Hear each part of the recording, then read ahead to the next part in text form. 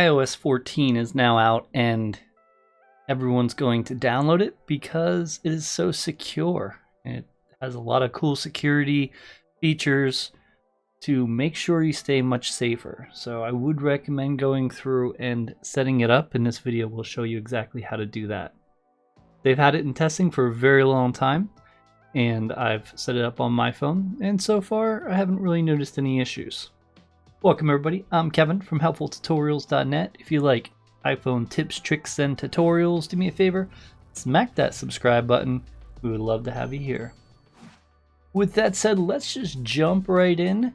Before we go through and set it up, what we want to do is make sure things are ready.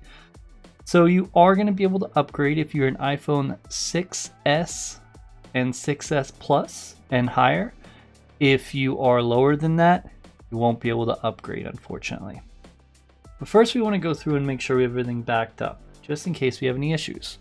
So what we would do is go ahead and choose settings. We'd go ahead and click on your name for the iCloud account. Once we do that, we would choose iCloud. Now that we're in iCloud, we want to make sure everything's turned on that you want backed up. It's good to make sure everything's backed up that you don't want to lose. So for me, it's photos, mail, contacts, calendars, reminders, notes, and Safari. So you can choose what you'd like there, turn them on, and then there's also iCloud backup.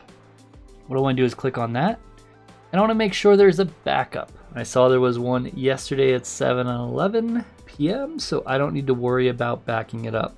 If this hasn't been backed up in a while, I would go ahead and choose backup now, or if anything major has changed since you have backed up the phone. Once that backup's done and you're all set up, we want to go back in the settings again, and we want to go ahead and choose general. In general, we're going to go ahead and choose software update.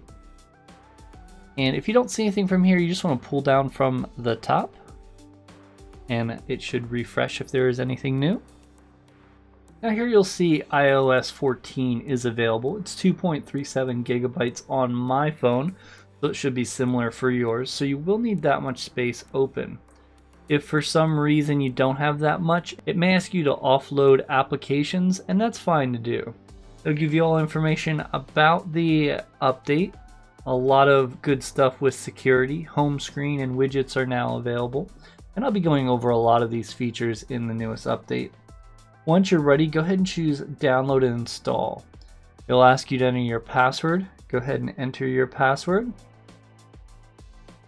And then once you do that, it's going to come up and ask you to accept the terms and conditions, of course, because we're in 2020. And then we're going to go and agree again. Everyone wants us to say we've read these things we never read. And now it's going to go through and download. It's going to take a while to download. So we want to go through, let it download. And once it downloads, it's going to come up to another screen where you can go ahead and tap install. When you choose install, it will go through and again ask you for your passcode. And then it will go ahead and set up and restart. It's going to take probably about, I would give it 20 minutes to go through an update. That's probably a fair amount of time depending on how fast your phone is.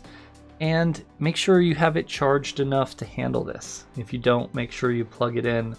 I usually just plug it in and walk away, because if not, I'll be checking it every 5 minutes like I do without it being updating. So with that, once you're all set up, it's going to come back up and let you know that you are all set up with iOS 14 and you are good to go. Congratulations, you've successfully installed it. I'll be having lots of new videos in the next few weeks and months regarding iOS 14.0. So if you do like this, as I mentioned earlier, if you subscribe, you will be updated with all of that information. Try to make it as simple as possible, but try to add some cool facts and fun stuff in there as well. So thank you so much for the view, and here are some other videos I think you'll enjoy.